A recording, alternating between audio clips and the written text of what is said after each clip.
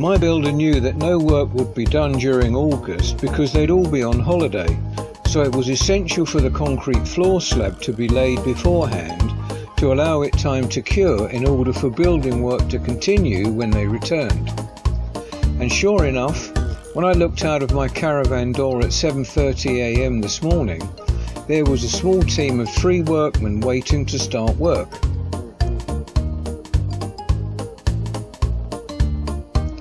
A few minutes later, just as before when they'd concreted the foundations all those weeks ago, 2 large ready-mix concrete trucks drew up, one with a pump attached and the other with the concrete mix that was going to be poured.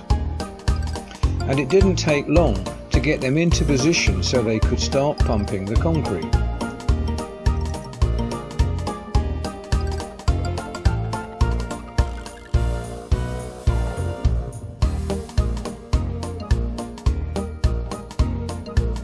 The workmen spent a few minutes checking the surface and the reinforcing steel mesh onto which the concrete was going to be laid.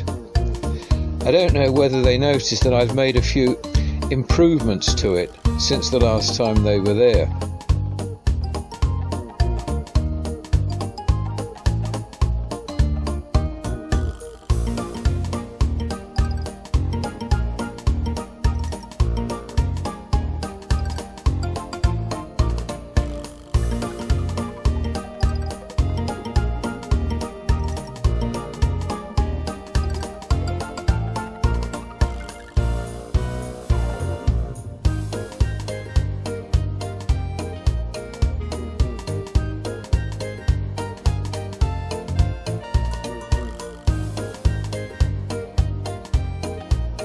They started in the farthest corner of the house in what will one day be the floor of bedroom 1, but as soon as they started swinging the pump boom around, there was a bit of a problem with leaves and twigs being broken off from the oak tree overhead and falling into the fresh concrete.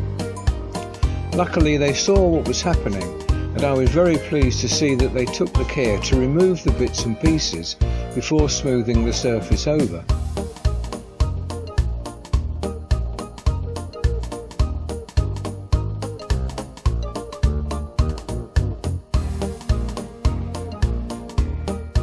It was soon obvious that the team was well used to working together on this kind of job, with one responsible for directing the concrete to where it was required, the second to initially tamping it down into position, and the third with smoothing it over.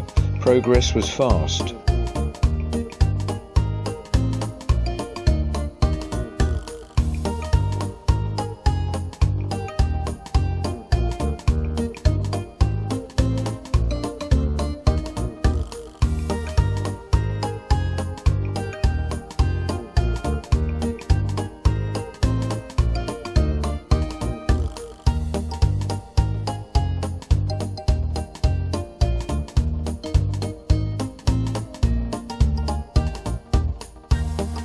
Pretty soon they were working over on the other half of the house, and the whole job was finished in under an hour, which I found amazing.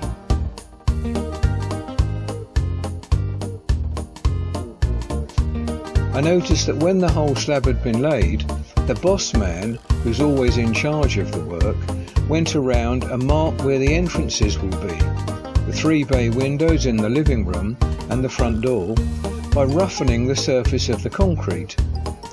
He'd previously marked their positions on the concrete beams with red paint, and I'll be interested to see later on why this was.